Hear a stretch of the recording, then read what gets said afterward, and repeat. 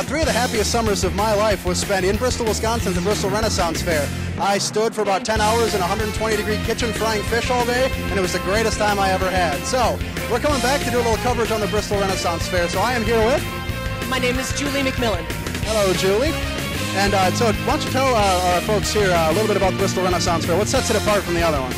The Bristol Renaissance Fair is very different from the other fairs in that it is a permanent site.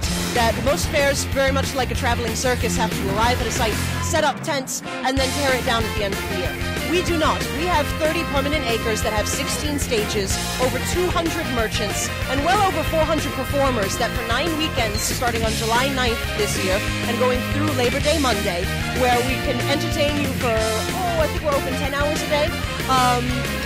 And what really sets us apart is that the Bristol Renaissance Fair has one of the first live-action fantasy role-playing games. So if you're very familiar with Magic Quest, they use the wands that you go up to TV screens, or Wizard's Quest up in the Wisconsin Dells, where they also have TV screens.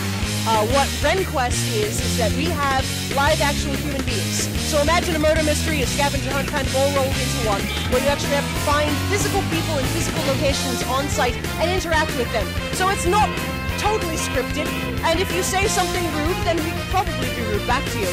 But if you can bribe, do most anything, and it's a very real setting, and so it's what sets us apart from every other fair currently in the country. Yeah, I remember I used to work in a booth that was actually a ship, and it was a full wood structure. I mean, we fixed it up every year, got it painted and everything, so that's actually there. And I thought having those booths in the ground there, it really made it seem very authentic, like you were actually in the middle of a village. It was really cool.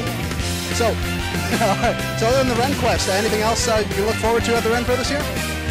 New this year, I believe the biggest new thing is RenQuest is starting their new trilogy, Chaos Rising.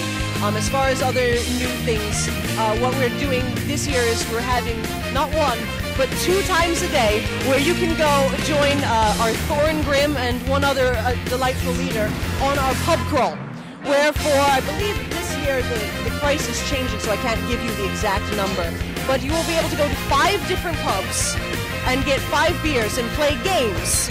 And with the ability to win up to 9 drinks. And I believe we have with us right now Thorngrim, who does lead the pub crawl. Yes, Talia was telling you about the Thorngrim pub crawl, which, if you are so inclined and you are able to, you could join us in the pub crawl and get some sort of libations, if you will. If you are quiet and you're not out of your shell, we will get you out of your shell if you need to. All right, so Thorngrim, if I was to join you on your pub crawl, or if I wanted to get to the Bristol Renaissance Fair and share in all this excitement, how would I go about getting there? Well, you would probably take a vehicle of some sort.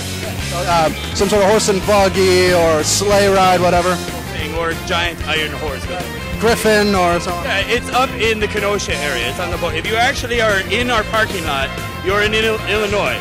But if you are in the park, you are in Wisconsin. It's right on the border, just a little bit north of Chicago and here. It's about 45-50 minutes from this area. And what are the tickets are we going to run this year, do you know? The tickets are $19.95 at the gate, but here you can get them for $10. Fantastic. Well, Thorngrim, thanks so much for that. Sounds fantastic, and we'll probably, I know some of us will probably be seeing you at the fair this year, so. Glad to be there, or else I will come there and hunt you down. Sounds good. Thanks so much.